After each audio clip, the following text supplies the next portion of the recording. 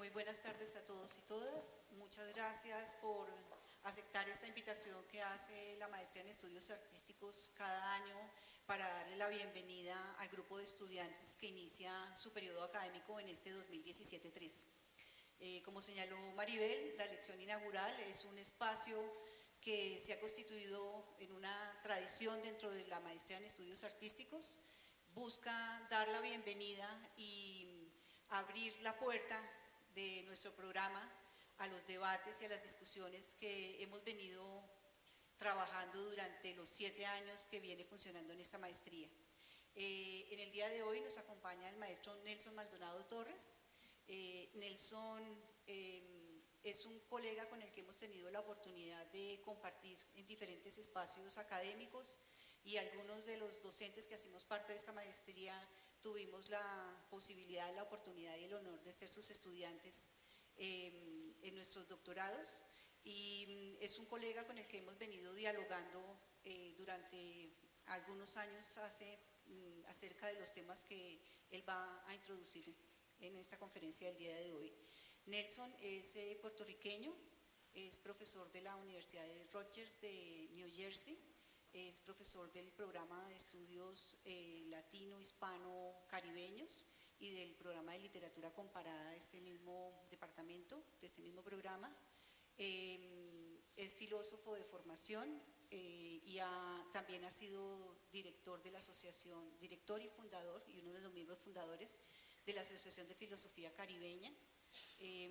Ha trabajado con el equipo de investigadores y académicos y pensadores que han desarrollado una línea de pensamiento alrededor de la modernidad, colonialidad, y muchos de sus textos en inglés y algunos traducidos al español, entre los cuales compartimos con ustedes en nuestra lección inaugural 3 textos que se pusieron en internet como una introducción o un acercamiento a las temáticas que se van a trabajar en el día de hoy.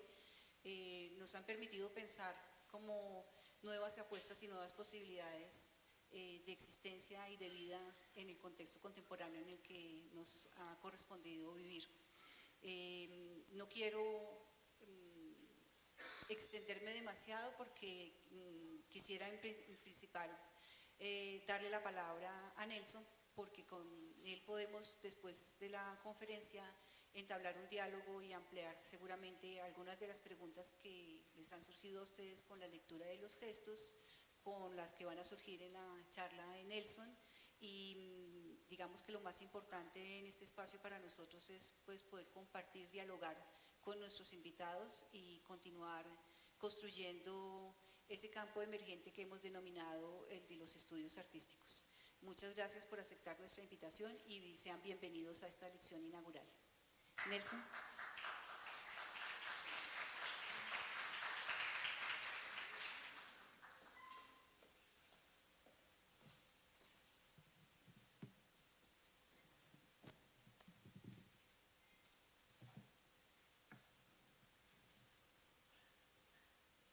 Muchas gracias a la profesora Bustos y al equipo de la maestría que gentilmente me ha invitado a estar acá. También muchas gracias a todas y todos ustedes por llegar acá esta tarde, y sobre todo también al nuevo cohorte de la maestría. Muchas felicidades y esperemos que tengan un año maravilloso y muy productivo. Yo voy teniendo eso en mente, que un poco he venido con el espíritu, digamos, de suscitar algunas ideas pensando más que nada en los estudiantes, que ahora empiezan un nuevo año o empiezan con la maestría, y pues pensé en poner algunos referentes, posibilidades teóricas de pensamiento en la mesa. Y lo hago con toda conciencia y desde la perspectiva de no ser un especialista en la estética o en el área de las artes. Recién, apenas de un año para acá, comencé a explorar un poco más de lleno el área. Llevo varios años ya en diálogo con el equipo que, ¿no?, ha estado generando la noción de la estética decolonial o la diéstasis decolonial. Inclusive soy uno de los que firmó el manifiesto por una estética decolonial. Un poco porque siempre he trabajado el tema de la ontología, he visto el arte ligado y la literatura ligada a la ontología, al ser, definición de tiempo y espacio, etc. Pero me encontraba ocupado intentando montar una analítica de la modernidad, colonialidad y la decolonialidad. Una analítica como un mapa para entender cómo los distintos elementos pueden verse en relación, ¿no?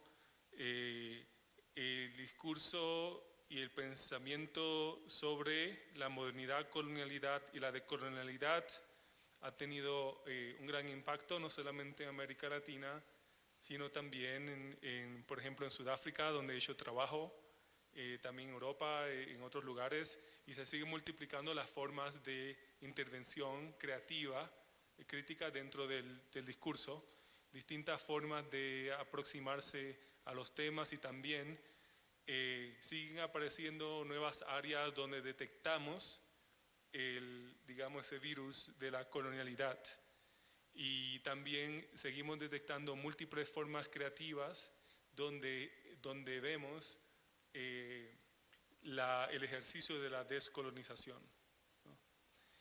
Y lo otro que me he venido interesando bastante y que me ocupaba la atención, por lo que no llegaba el tema del, digamos, el arte, la estética más de lleno, era el desarrollo del concepto de giro decolonial, no visto como un giro, digamos, que ha pasado solamente los últimos 20 años, o que de alguna manera un giro latinoamericano, como avalando esa perspectiva continentalista latinoamericana, sino como más bien un giro en realidad transcontinental y que comenzó con la resistencia a la colonización moderna en sus mismos inicios. Es decir, que el giro decolonial, digamos, es tan viejo como la colonialidad misma. Y se ha acentuado, digamos, en los últimos 2 siglos a partir de la revolución haitiana, a principios del siglo XIX. Entonces también un poco elaborado una genealogía de los distintos momentos de este giro decolonial y también un tipo de analítica del giro decolonial. Comparto de eso un poco con ustedes aquí. ¿Por qué menciono eso acá? Porque, en parte porque estoy explicando por qué un poco me tardé en llegar al área de estética, pero también era como una preparación para poder pensarla, según yo creo, de un punto de vista para mí más confiable.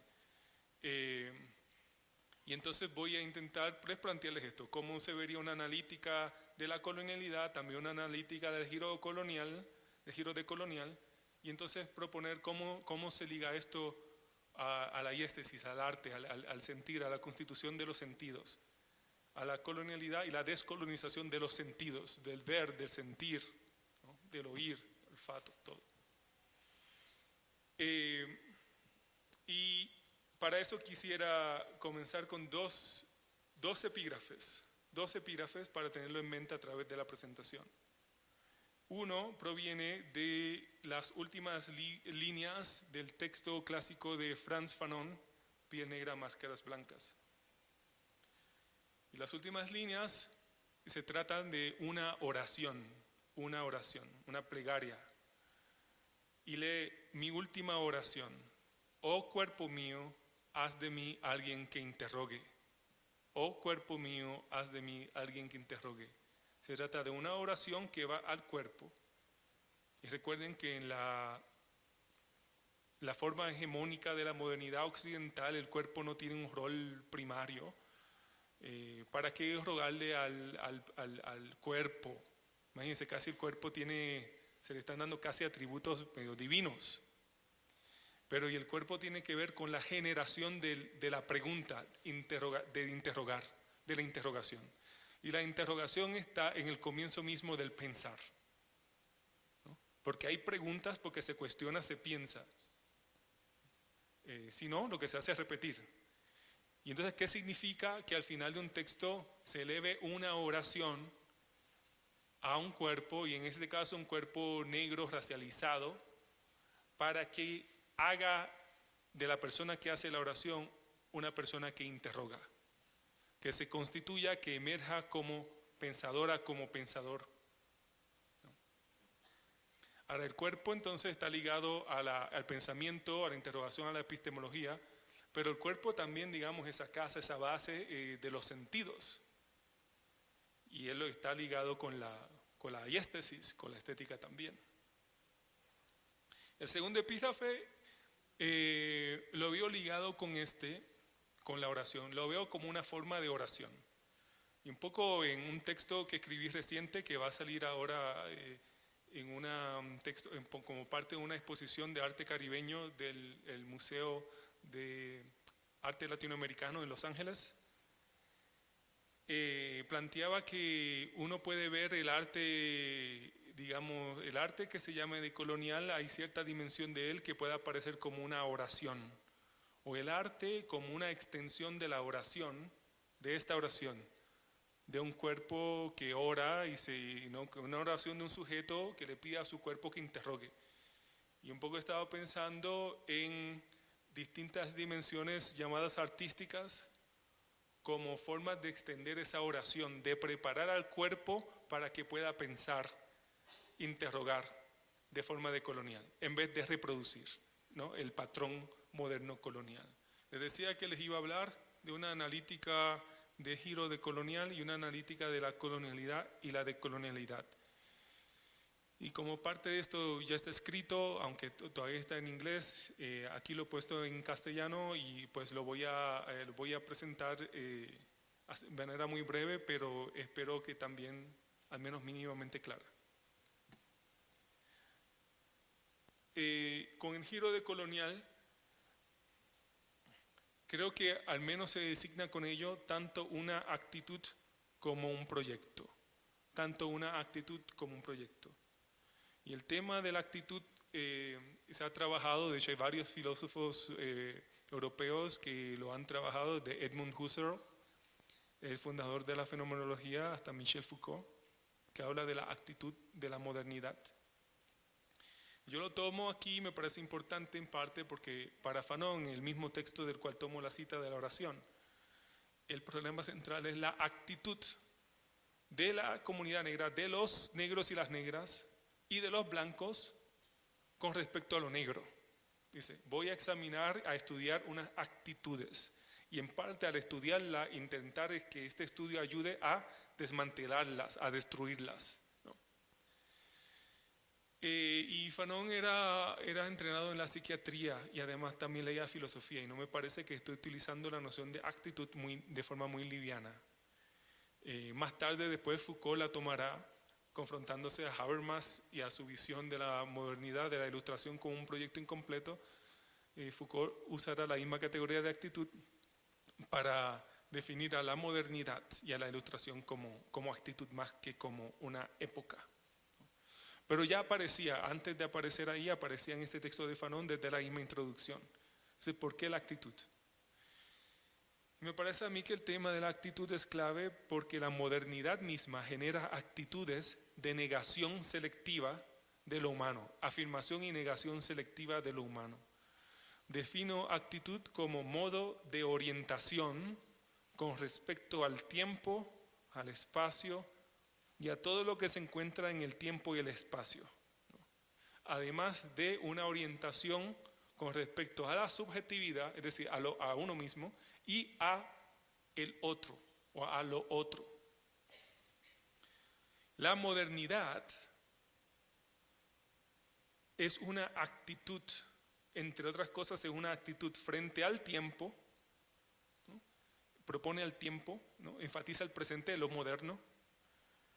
El espacio, usualmente propone el espacio como vacío, esperado a ser descubierto, manipulado o usado, y frente a la otredad, una otredad que usualmente se concibe como una percepción, como algo que uno constituye de forma perceptiva.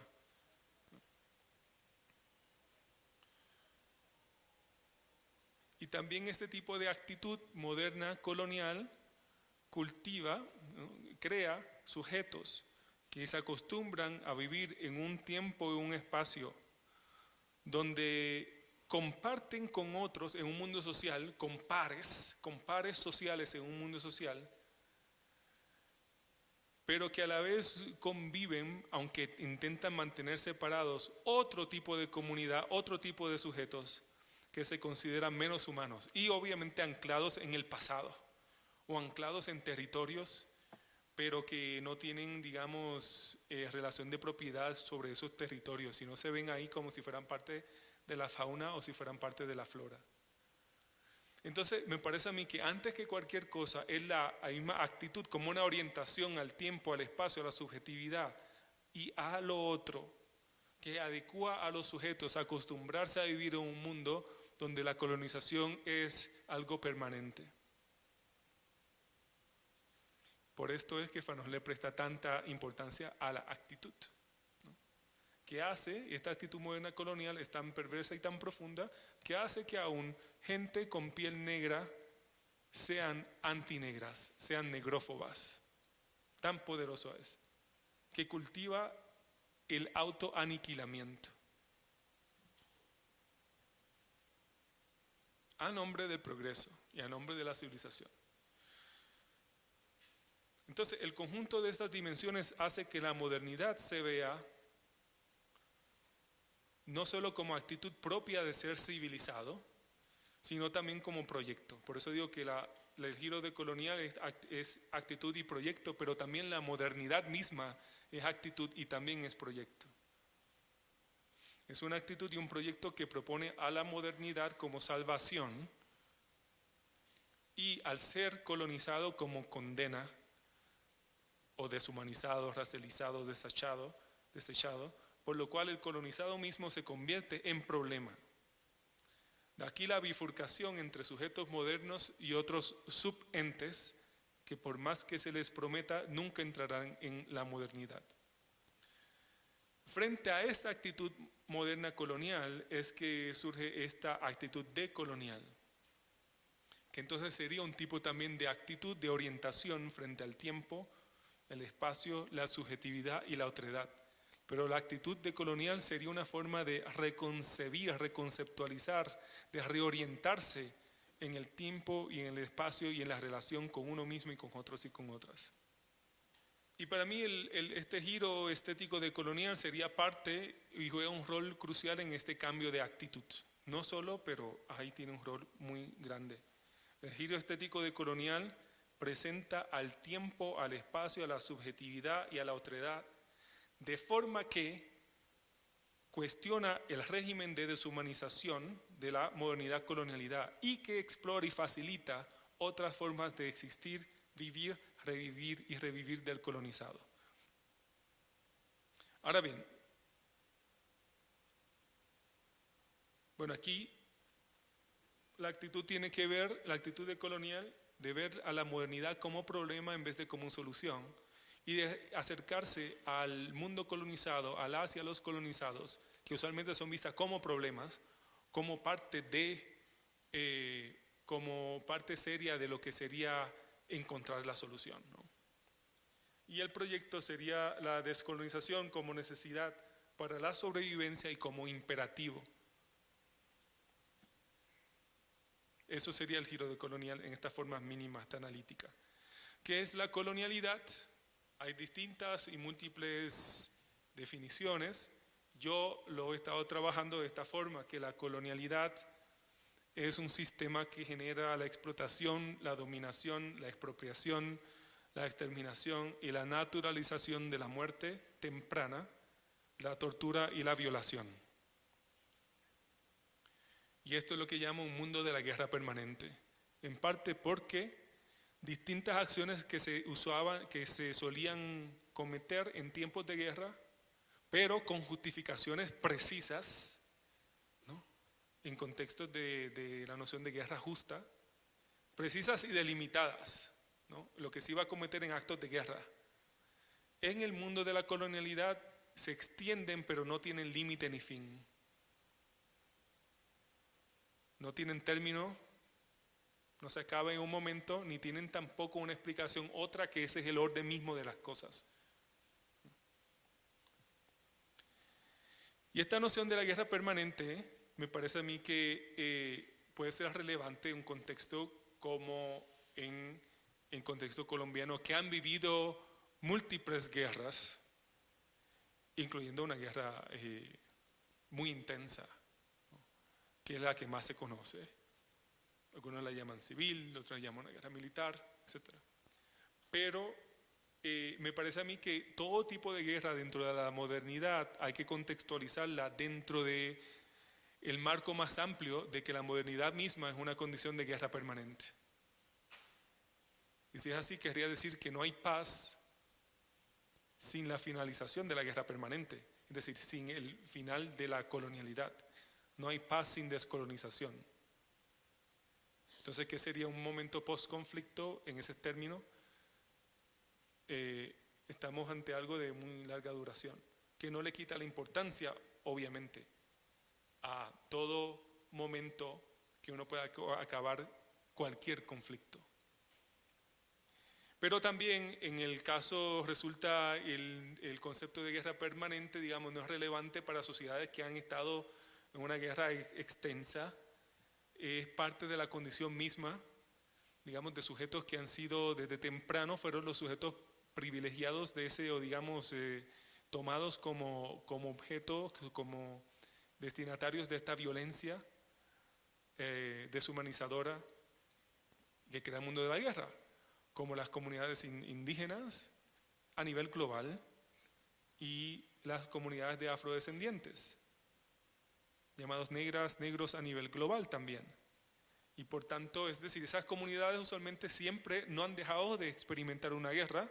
Es un poco el tema que el subcomandante Marco, bueno, que los zapatistas pusieron en la mesa cuando salieron en el 94 y hablaban de la larga noche de los 500 años para las comunidades indígenas de la zona. Pero también es un tema de la guerra permanente que se ve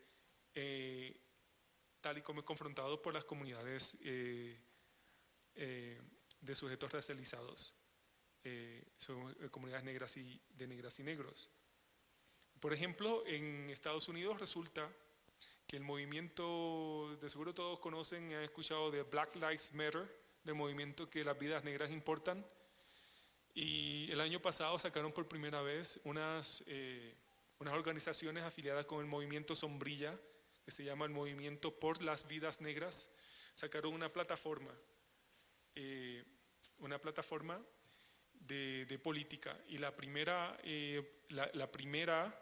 agenda, el primer ítem que tienen en la agenda es lo que llamaban, pueden visitar el website, proclaman el final de la guerra sobre los cuerpos negros. El final de la guerra sobre los cuerpos negros. Y hablan de la guerra que en Estados Unidos han estado sufriendo las comunidades negras desde antes del momento de la fundación del Estado-Nación. Entonces el tema de la guerra permanente es un tema, me parece a mí, que se mantiene vivo por comunidades afectadas por la modernidad de esta forma sistemática. Es un tema que vengo tratando hace tiempo. Tengo un texto que se titula Against War, contra la guerra, y es contra la guerra en este sentido justamente, de hace unos 10 años. En términos de la analítica de la colonialidad y de colonialidad, ya muchos habrán escuchado de las dimensiones del ser, del poder y el saber o el conocer. Y en la forma en que lo he estado trabajando, y esto lo encuentran en el bosquejo de las tesis, estoy acercándome a la noción de ser en relación al tiempo y el espacio, porque todo lo que es en espacio y tiempo, y la subjetividad del poder, estructuras económicas, sociales, instituciones, pero también la cultura, no haciendo división entre ideología y, digamos, base y fundamento, etc. Pero también la subjetividad, siguiendo a Fanon cuando hablaba de la noción de sociogenia, que la subjetividad un momento contribuye y ayuda a continuar fomentando la estructura y la cultura colonial. Y el saber, entendido en estas dimensiones de sujeto, objeto y método, siendo el método aquello que conecta al sujeto con el objeto, ¿no? Y le ayuda a producir conocimiento sobre el objeto. Es decir, que cuando hablamos del poder saber y del ser, lo estoy viendo más que nada en relación con estos otros conceptos en específico. Y si se fijan, algo que ocurre es que todos, esta analítica del ser, de poder y el saber, tienen en común, se cruzan en la subjetividad. Todos tienen en común la subjetividad. Ahora bien, si ponemos los dos diagramas juntos, de la analítica de la colonialidad, y esto es básicamente poniendo las dos dimensiones juntas, haciendo el punto que la colonialidad sería un sistema que genera este mundo de la guerra permanente, de la explotación permanente, dominación permanente, etc. Y eso crea unas dimensiones básicas del poder, del ser y del saber, ¿no? Y ahí es que desde una estructura de la guerra permanente, una cultura de la guerra permanente, una temporalidad que exige, que demanda la guerra permanente, una espacialidad de la guerra permanente, un objeto que también se ve de la guerra permanente, todo reclutado, creando una subjetividad también en guerra, aún en guerra contra ella misma, cuando por ejemplo son sujetos negros que son antinegros.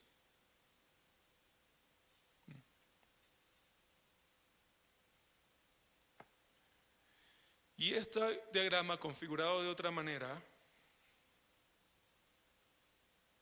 y lo siento que está como que en verde, no, quizás no se ve muy claro, pero sería el sujeto, la subjetividad, que es el conector entre poder, ser y saber, pero aquí ya pensadas en términos de la colonialidad, es decir, que la colonialidad del poder, la colonialidad del ser y la colonialidad del saber, del ser y del saber, constituyen una subjetividad. Es decir, que esta subjetividad colonial y este cuerpo colonizado con una orientación, con una actitud y un proyecto colonial se alimentan, son constituidos por una matriz compleja de poder, de ser y de conocer. Por tanto, por eso es que la descolonización no es meramente y jamás puede ser meramente independencia, digamos una declamación de independencia de un Estado-nación. Eso es solamente a un nivel estructural y todavía parcial, a nivel de la estructura, en parte a nivel de la política y todavía parcial. O sea que la independencia está muy lejos de ser la descolonización. Bueno, espero que esto dé una idea por qué tardaba tanto un poco en entrarle al tema de la estética como tal. Y entonces, ¿qué sería esto al nivel de la decolonialidad o de la descolonización? Obviamente sería un desmantelamiento de esta estructura, formas de ser, estructuras económicas, sociales, formas de conocer, incluyendo la universidad, incluyendo quizá la maestría que están tomando, el doctorado en que yo enseño.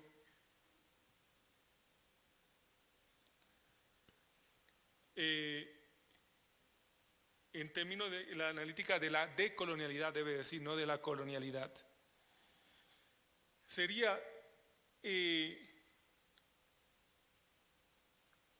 esto es sumamente complejo, pero una posibilidad de ver, por ejemplo, a nivel de la subjetividad, sería la reclamación de una actitud distinta, que he llamado de amor y de rabia, love and rage, donde se generan entonces actividades que van a intentar socavar a la colonialidad y crear otras nociones de ser y de intersubjetividad y de comunidad, y otras nociones de temporalidad y de espacialidad.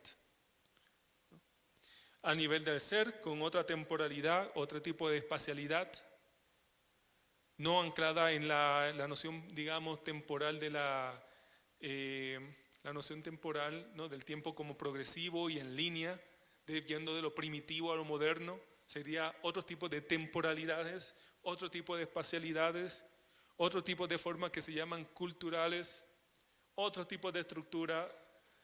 También cuestionar las nociones de objetividad que hemos heredado de las ciencias europeas.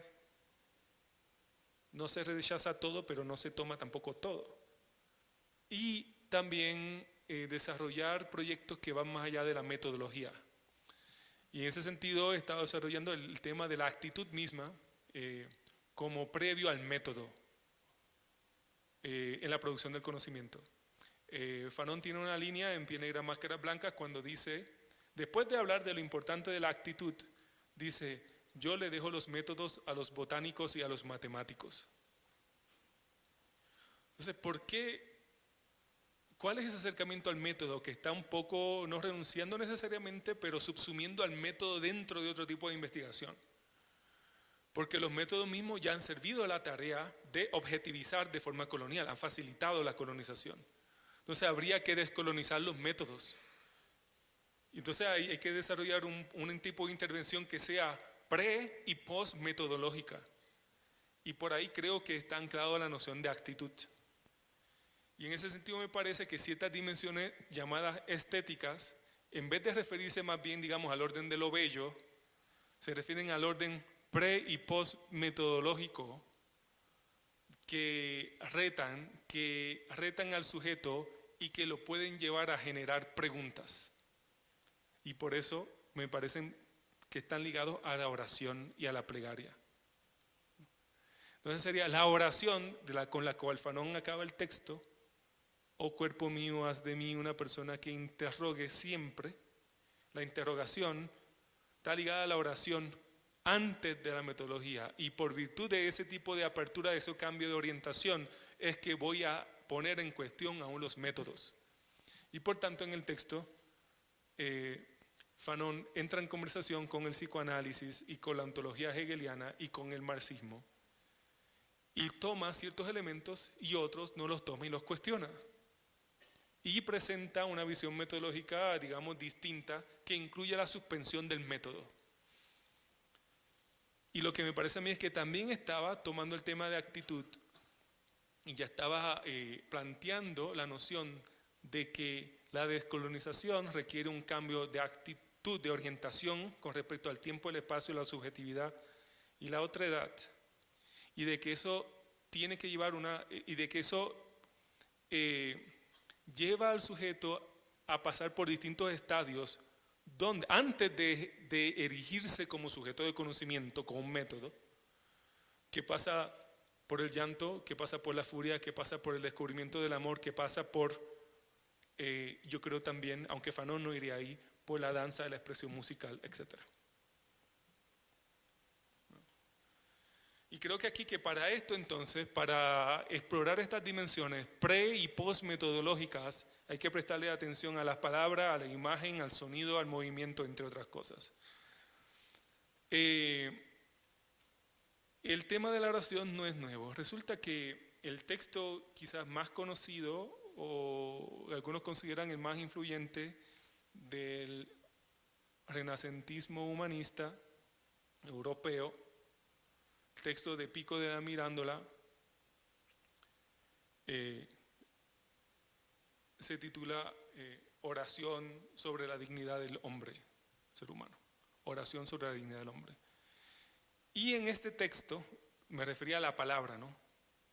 Y en la tradición cristiana europea la palabra, porque está anclada en cristianismo y en la Biblia, donde la palabra, Dios se hizo verbo, la palabra es central en el cristianismo. Cuando la palabra sigue jugando un rol crucial a los humanistas cuando confrontan lo que entienden son ciertos excesos de su humanismo, para reclamarle un espacio de más autonomía y más aprecio por la producción del humano, coproducción humana.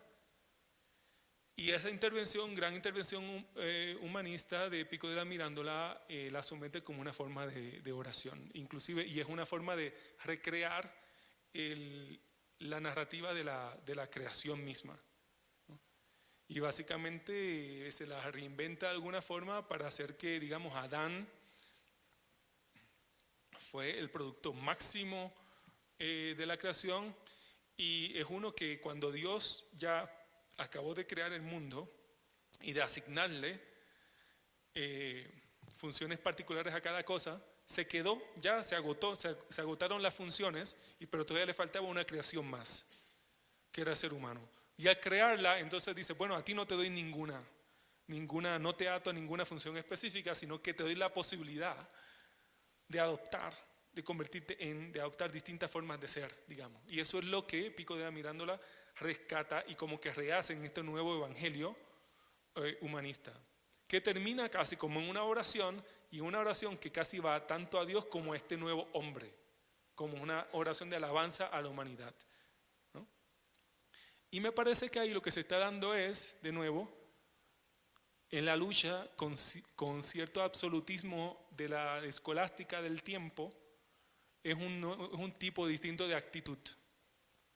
Y se hace yendo al nivel de la intervención se hace con la rhetorical device, digamos, el juego retórico de la oración.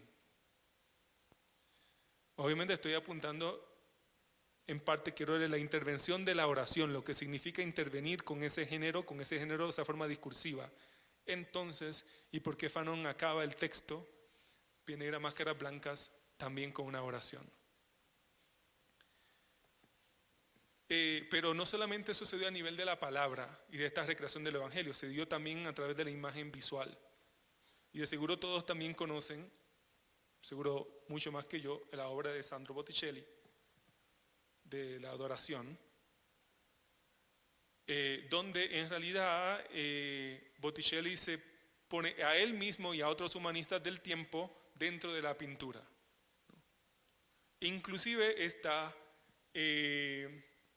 uno de ellos es Pico de la Mirandola, que aparece en la pintura, como si estuvieran en el nacimiento de Jesucristo. Y un poco a nivel visual, una traducción de lo que el mismo Pico de la Mirandola estaba haciendo a nivel textual, con la palabra. Y estas nociones del humano que van surgiendo en esa época, y esto es en el contexto justo antes del llamado descubrimiento, esta nueva retórica, visión del humano que está surgiendo. Y luego continúan en los momentos, en el principio del siglo XVI también, en pinturas como esta que conocen de Miguel Ángel, de la creación de Adán, y también de su escultura el David. Un poco como el humanismo renacentista iba en esa dirección. Y lo que quiero plantear es que el llamado descubrimiento de un nuevo mundo, todo lo que implicó esa creación masiva de un nuevo mundo, llevó a que hubiese una bifurcación brutal en este contexto, donde apenas un siglo luego empezamos a ver otras figuras que surgen y otros textos. Shakespeare escribe La tormenta, la tempestad, The Tempest, donde quizás entonces el evangelio para el nuevo mundo que se ha forjado ya después de clasificar a múltiples comunidades que se encontraron en las Américas como indios, obviamente una invención categórica, y a otros y a otras como negros y negras, son invenciones de la modernidad misma. En el mundo moderno, donde ya la clasificación social se hace más por ese tipo de noción que por la misma religión. Porque ya al convertirse al cristianismo no quitaba la inferioridad humana, digamos, ¿no? Hay un nuevo código de entender lo humano.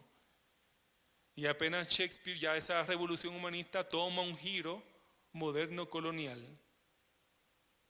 y el mundo europeo occidental empieza a operar no con las categorías cristianas, no con las categorías tempranas del humanismo, sino con unas categorías distintas, alteradas, donde entonces ya no solamente está David, sino que hay un personaje que es Caliban, que es la figura en la obra de Shakespeare que representa al sujeto que está en la colonia, que está en la isla donde llega el europeo, cuya madre que se describe como una bruja, la matan. Y queda Caliban, que es como un sujeto, está así representado porque no es claro si es humano o no. Es medio animal. Y esta es la representación de este otro sujeto. Y creo que esto presenta es como una radiografía, el mundo en que vivimos, que se ha creado el nuevo mundo de David y Caliban, ya no de David solamente. Ahora el drama no solamente, digamos, entre Dios y David, sino entre más que nada este nuevo David que ya no es David, es otra cosa, con Caliban por un lado y Dios por otro. Esta es otra representación de Caliban con Miranda. Miranda, la mujer blanca asociada en la obra a las artes. Y Próspero, el padre de Miranda, asociado a las ciencias. Y es como si son las ciencias, artes y las ciencias europeas, la masculinidad y la femeninidad europeas en esta expresión de Shakespeare, problemática obviamente, pero presenta a, digamos, la dimensión blanca europea de ciencia y de género frente a la bestia, que se presenta muchas veces de forma completamente no humana y a veces de forma como un sujeto negro, pero también como con otros atributos, ¿no? Y este es el resultado, creo, del tipo de relación entre un cierto humano y otros humanos que se empieza a dar a partir del llamado descubrimiento, que queda representado en esta pintura de Kemel Meyer de la primera llegada, el primer viaje de Colón. Entonces, a mí me parece provocador mirar la cercanía entre Adán y Dios por un lado, y la separación y también el trasfondo, cómo entonces los indígenas quedan dimensionados de una forma, mientras en Dios y Adán quedan como en casi el mismo nivel. Obviamente en el nuevo mundo que se abre, ya no es un mundo donde tanto importa, ¿no?, rescatar la importancia de lo humano frente a Dios, sino simultáneamente rescatar o fundar la superioridad de un grupo humano frente a otros grupos humanos. Y así se va a formar un tipo de gramática visual que va a llegar hasta nuestros días. Esta gramática visual va a ir, obviamente en parte también va a haber un texto. Y los textos que creo que van a expresar esto son las historias y las crónicas que se van a ir escribiendo sobre el Nuevo Mundo. Y también los diarios de viajeros que los exploradores empiezan a escribir, que fueron muchos los que alimentaron la imaginación de Europa sobre el resto del mundo, sobre todo en el siglo XVII, siglo XVIII, después que provocó las expediciones científicas, que fue lo que llevó también, alimentó el surgimiento de la universidad de investigación en Europa, con la Universidad de Humboldt, por ejemplo. Entonces lo que presento es como tanto palabra como imagen teniendo un rol en generar cambios de actitud. Y cambios de actitud son como cambios conceptuales de orientación con respecto al tiempo, al espacio, a la subjetividad y a la intersubjetividad. Y que es un tema como que es recurrente. Entonces, estoy leyendo un poco el giro de colonial. Han habido distintos momentos donde ese giro contra este régimen retórico y visual de la modernidad. Hay distintos momentos donde hay rebeliones contra esa utilización de la palabra y de la imagen. Y es así que entonces ya he introducido a Fanon, cómo estoy acercándome y entendiendo lo que serían los momentos del lloro, de la oración, etcétera, como una búsqueda de una actitud distinta. En este caso, les leo las líneas anteriores a la de la oración. Esto es justo en la última página del texto. Y el pasaje empieza con dos preguntas, y las preguntas son sencillas: superioridad, inferioridad. Lo que está implícito es: voy a buscar yo ahora al final del texto, voy a reclamar yo la superioridad de los negros y de los colonizados, la inferioridad. Y pregunta: ¿por qué no simplemente intentar tocar al otro, sentir al otro, revelarme al otro? Y fíjense que el tocar, el sentir, tiene que ver con la corporalidad, con la dimensión, y al revelarme al otro tiene que ver con la percepción y también con el conocimiento y con la palabra. Es decir, que Fanon está presentando el sujeto como sujeto de la estética, de la epistemología, del conocimiento, de la ética, es el mismo sujeto, el mismo cuerpo. Mi libertad, lo que les comentaba antes, no se me ha dado para edificar el mundo del tú. Al final de esta obra me gustaría que sintieran como nosotros. Fíjense la noción del sentir. La dimensión abierta de toda conciencia. La dimensión abierta de toda conciencia. mi última oración. Y la última oración, la dimensión abierta de toda conciencia del mismo cuerpo, a través de lo cual la conciencia se abre, puede acercarse a otros y a otras. Por eso es que la oración va a ser al cuerpo. Oh cuerpo mío, haz de mí alguien que interrogue. Así que para interrogar, pero ya esta oración está precedida de estas preguntas. Y fíjense de qué son las preguntas. Las preguntas desafían el orden jerárquico de la modernidad, de superioridad de unos, inferioridad de otros. Esas son las preguntas iniciales. Y todas las preguntas apuntan a un cambio de actitud en el sujeto frente a sí mismo y frente a otros. Y se va a reconstituir esa subjetividad como una subjetividad preparada a la donación, a darse intersubjetivamente a otras y a otros en relación. Y invoca el momento de la oración es para poder continuar haciendo ese tipo de preguntas, es decir, para seguir socavando el orden moderno colonial y para seguir interviniendo de forma interrogativa, construyendo actitudes que generen la noción de darse, de entregarse, de sentir con otros y de crear el mundo del tú. Y creo que en ese sentido hay todo un campo abierto de entender, acercarse a distintas dimensiones artísticas como ligadas a esta noción del cambio de actitud, del cambio de la corporalidad arraigado en el cuerpo, la actitud, y de un tipo de oración distinta.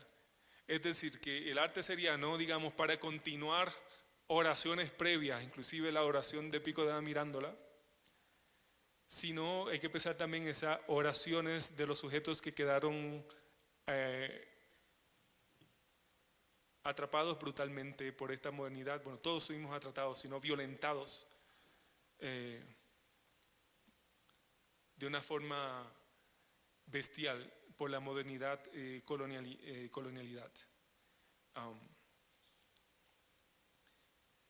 Y se pueden ver entonces distintas formas artísticas del cante, de la danza, del lloro, también de la espiritualidad de los colonizados como una forma de crear una orientación distinta con respecto al tiempo, al espacio, a la subjetividad, a la intersubjetividad. Es decir, de iniciar en cada momento un tipo de reevolución donde se intenta integrar a la subjetividad, a los que experimentemos el espacio-tiempo del performance de la música, nos introduce a un tiempo, a un espacio donde podemos darnos como debemos de darnos si nos consideráramos solamente como humanos. Les dejo eso, gracias por escuchar por una hora.